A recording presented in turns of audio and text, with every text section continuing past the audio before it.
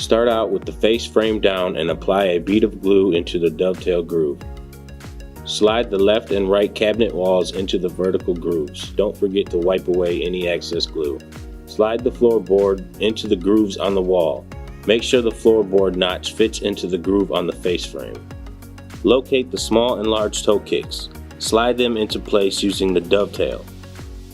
The large toe kick should be placed at the front of the cabinet and the small toe kick should be placed at the back. Now place one metal clip at each corner of the cabinet underneath the floorboard. These will be used to join the toe kicks to the sides of the cabinet. Take your L brackets and attach them to the cabinet using pre-existing holes on the back wall.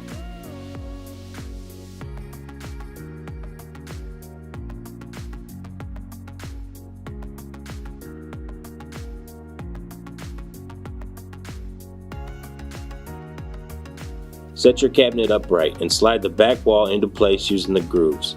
Make sure it fits into the groove on the floorboard as well.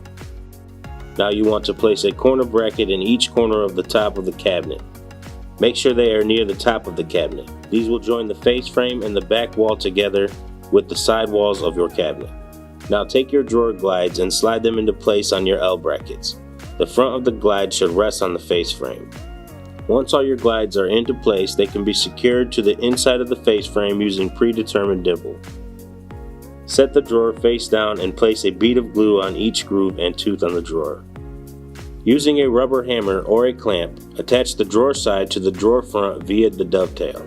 Now slide the floorboard of your drawer into place using the exposed grooves on the inside of the drawer.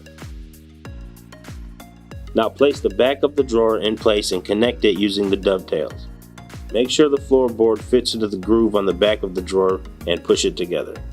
Find your glide connectors and place them underneath the drawer in the front corners. Make sure the triggers are facing inward and fasten them down using 4 screws each.